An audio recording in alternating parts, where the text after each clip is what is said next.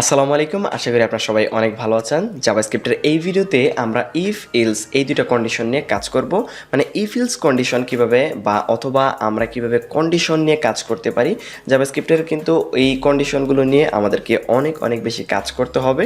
যেমন দুইটা কি হতে পারে, ডেটাগুলোর মধ্যে কিভাবে কম্পেয়ার করতে হয়, কিভাবে কন্ডিশন চেক করতে হয়, যদি এইটা হয় তুমি ওই কাজটা করবা, ওই কাজটা হলে তুমি এইটা করবা।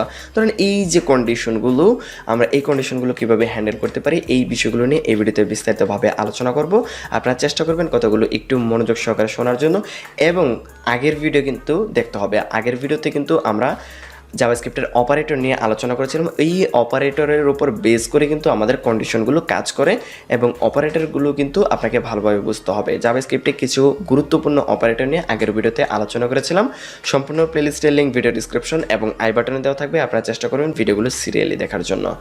তো এখন আমরা চলে যাব যে এখানে কিন্তু জাভাস্ক্রিপ্টের কিছু গুরুত্বপূর্ণ অপারেটরগুলো আমরা এগুলো নিয়ে গত ভিডিওতে আলোচনা করেছিলাম। আজকে আমরা ইফ এলস এই কন্ডিশনটা নিয়ে কাজ করব। Class 7.js।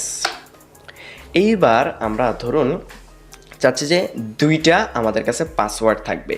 যেমন একটা, আমরা যখন একটা ওয়েবসাইটে রেজিস্ট্রেশন করতে যাচ্ছি তখন একটা মানে ওই ওয়েবসাইটের মধ্যে যে ইমেল আইডি এবং পাসওয়ার্ড দিছিলাম সেইটা ধরুন বার EMAIL, বা এখানে লিখে দিই যে রেজিস্টার ইমেল REGISTER রেজিস্টার, এবং ইটা আমরা বড় হাতে দেবো। ওই যে আমরা ভেরিয়েবলে কীভাবে নাম লিখতে হয় এই জিনিসটা কিন্তু আমরা বলেছিলাম। EMAIL ক্যামেল কেস পদ্ধতিতে ইমেল ধরুন এখানে কিছু একটা দিয়ে দিলাম DEMO@gmail.com। এই জিনিসগুলো কিন্তু আমরা পরবর্তীতে দেখব, আরও বিস্তারিতভাবে আলোচনা করব। ধরুন REGISTER রেজিস্টার PASSWORD, পাসওয়ার্ড ধরুন দিয়ে দিলাম ABC123। এই জিনিসটা আমরা রেজিস্ট্রেশন যেই সময় করেছিলাম সেই সময় দিয়েছিলাম। এখন আমরা ওই ওয়েবসাইটের মধ্যে লগ ইন করতে যাচ্ছি।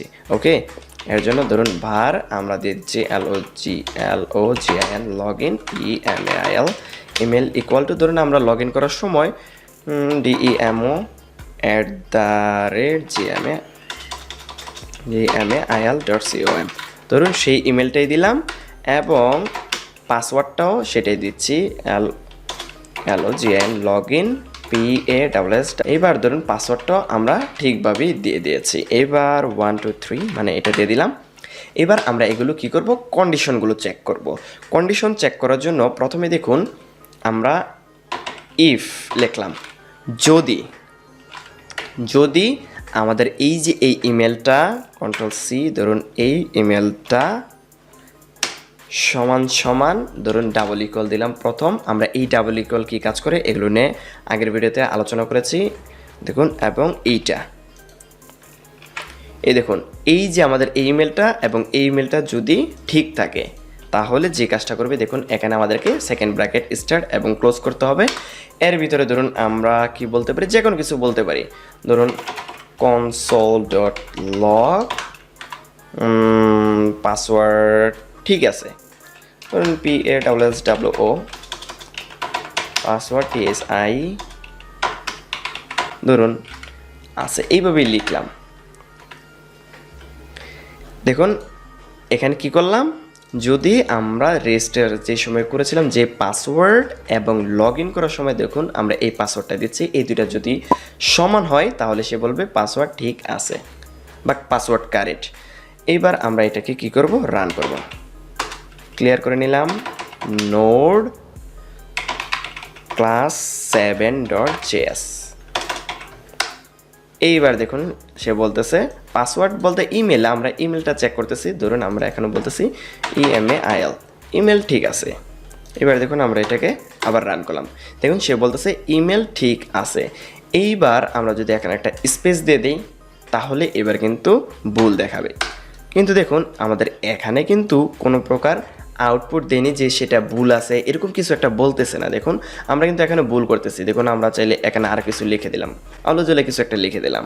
এবার যদি আমরা এটাকে রান করি দেখুন এখানে কিন্তু অন্য আর কোনো আউটপুট আসতেছে না। কিন্তু আমরা যদি আবার এটাকে ঠিক করে দেই, একদম দুইটা হুবহুব ঠিক করে দেই, তাহলে দেখুন আমাদের এখানে আউটপুটটা কিন্তু আসতেছে ইমেল ঠিক আছে। তার মানে হচ্ছে কি আমরা যে সময় দুইটা সমান বা দুইটা ঠিক আছে সেই সময় আমাদের এটা আউটপুট দেখাচ্ছে, যে সময় ঠিক নাই ওই সময় কিন্তু আমাদের একটা আউটপুট দেখানো দরকার। তার জন্য আমরা যে কাজটা করতে পারি এখানে গিয়ে ইলস আমরা বলে দিতে পারি।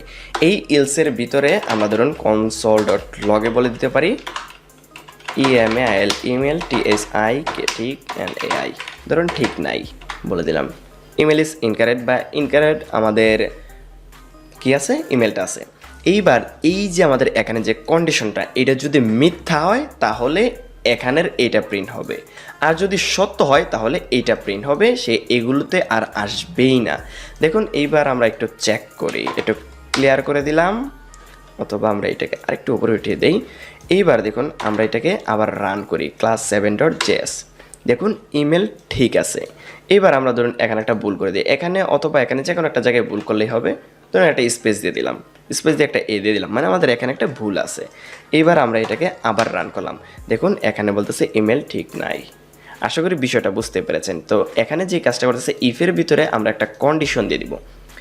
এই কন্ডিশনটা যদি সত্য হয় মানে ট্রু হয় তাহলে আমাদের এইটার ভিতরে যা থাকবে, এখন তো আপাতত আমরা কনসোল লগ দিয়ে রাখছি, জাস্ট আমরা প্রথম শিখতেছি। এইটার ভিতরে মানে অনেক জিনিস করব, যে সময় যেমন আমাদের পাসওয়ার্ড দুইটা ঠিক আছে, আমরা ওয়েবসাইটে তাকে ঢুকতে দিব, ওয়েবসাইটে ঢোকার পর সে এই জিনিসগুলো করতে পারবে, হ্যান তেন আমরা এখানে অনেক জিনিস কাজ করতে পারবো। আপাতত আমরা জাস্ট এখানে কনসোল লগটাই দিচ্ছি। আমরা কনসোল লগের কিন্তু এখানে কাজ না যে ইফ এলস দুইটা সত্য হইলো আমরা এখানে কনসোল লগ ব্যবহার করব, বিষয়টা কিন্তু এরকম না। এখানে ইফ এলস দুইটা সত্য আছে, এরপরে আমরা বিভিন্ন ধরনের কাজ এখানে করব। তো কনসোলের মাধ্যমে আমরা জাস্ট এগুলো চেক করতেছি। আমরা যেহেতু এখন প্রথম শিখতেছি, কন্ডিশনগুলো জানতেছি, এর জন্য কিন্তু কনসোলের মধ্যে আউটপুটটা জাস্ট চেক করতেছি। তো এই কন্ডিশনটা যদি সত্য হয় তাহলে এই ব্লকের মধ্যে এই যে এই সেকেন্ড ব্র্যাকেটের ভিতরে যা থাকবে সবগুলো কোড সে একবার হলো এক্সিকিউট করবে। যদি লুপ থাকে তাহলে এই লুপটা বারবার এক্সিকিউট হবে, মানে এই যে এখান থেকে এই ব্র্যাকেটের ভিতরে যতগুলো কোড থাকবে এইটা যদি সত্য হয় তাহলে সবগুলো কোড এক্সিকিউট হবে। আর যদি এটা ফলস হয় তাহলে আমাদের এই যে এই ব্র্যাকেট থেকে এই ব্র্যাকেটের ভিতরে আমরা যতগুলো কোড লিখবো তো সেটাই এক্সিকিউট হবে, মানে সেইটাই রান করবে। আশা করি বিষয়টা বুঝতে পেরেছেন যে এই যে এখানে কিন্তু এটা সত্য হতে হবে। আমরা কিন্তু আগের ভিডিওতে দেখেছিলাম যে দেখুন এখানে যদি আমরা console.log-এর মধ্যে যদি আমরা এই কন্ডিশনটা দেই কি হয় তাহলে দেখুন, Ctrl+X দিয়ে কাট করে নিলাম। এবার এটাকে জাস্ট একটু কমা দিয়ে দিলাম, মানে এটাকে কমেন্ট করে দিলাম, এটার ভিতরে আমরা প্রিন্ট করার চেষ্টা করি। এখানে একটা ব্র্যাকেট চলে আসছে, সমস্যা নাই। এইবার আমরা এখানে আবার দিলাম, দেখুন এখানে ফলস দেখাচ্ছে। আমাদের এই যে ইফ এবং এলস যেটা আছে এটার ভিতরে কোনো না কোনোভাবে আপনাকে ট্রু এবং ফলস বানাইতে হবে। এখন আমরা জানি যে এই অপারেটরগুলো যদি আমরা ব্যবহার করি, দেখুন এই যে অপারেটরগুলো যদি ব্যবহার করি তাদের আউটপুট ট্রু অথবা ফলস আসে। এখন আপনি কোনো না কোনোভাবে যদি এখানে ট্রু অথবা ফলস আনতে পারেন তাহলে কিন্তু সে এখানে এর আউটপুটটা প্রিন্ট করবে। আশা করি বিষয়টা বুঝতে পেরেছেন। এবং ট্রুদি এবং ফলসি এই ধরনের কিছু ভ্যালু আছে, সেগুলো মানে কি ডেটা দিলে এখানে এটা ট্রু হিসেবে ধরে নেবে। আপনি ধরেন কন্ডিশন দিলেন না, জাস্ট একটা ভেরিয়েবল দিয়ে দিলেন, সে কিন্তু এটা ট্রু হিসেবে ধরে নেবে। কি ডেটা দিলে এখানে ট্রু, কি ডেটা দিলে ফলস আসে সেগুলো নিয়ে আমরা পরবর্তীতে আলোচনা করব। তবে এখানে মাথায় রাখবেন এখানে ট্রু এবং ফলস ছাড়া কিন্তু এগুলো কাজ করে না। ট্রু এবং ফলসই কিছু জিনিস এখানে দিয়ে দিতে হবে। ধরুন এই কন্ডিশনটা দিয়ে দিলাম, এই কন্ডিশনটা দেখুন এখানে ফলস আসতেছে, তার মানে এটা কাজ করবে। দেখুন আমরা এখান থেকে Ctrl+C দিয়ে এটা কপি করলাম, এটাকে কমেন্ট করে দিলাম এবং এখানে এটাকে পেস্ট করে দিলাম। এটা ফলস কিন্তু আসছিল, দেখুন এখানে কিন্তু ফলস আসছিল, তার মানে এটা কাজ করবে। এখানে এটা দিলাম, এবার দেখুন ঠিক নাই বলতেছে। আবার এখানে দেখুন আমরা এটা যদি ঠিক করে দেই তাহলে দেখুন কি হয়। আবার এটাকে রান করি, তাহলে দেখুন ইমেল ঠিক আছে। আশা করি বিষয়টা বুঝতে পেরেছেন যে এখানে কি করতে হবে। এরকমভাবে আপনি এখানে আর কয়েকটা কাজ করতে পারেন। দুইটা ভেরিয়েবলের মধ্যে দুইটা নাম্বার নেবেন, নাম্বার নিয়ে এখানে less than or equal, greater than, এইগুলো দিয়ে আপনি একটু চেষ্টা করেন।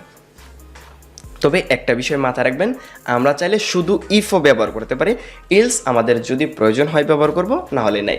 কিন্তু শুধু ইলসটা কিন্তু ব্যবহার করা যাবে না। ইফ যেমন এটা যদি সত্য হয় এই কাজটা করো, আর কিছু বললেন না, তাহলে আমাদের ইলসের আর প্রয়োজন নেই।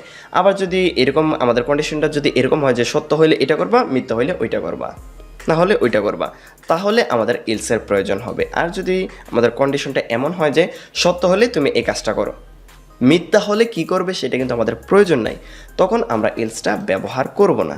আশা করি বিষয়টা বুঝতে পেরেছেন।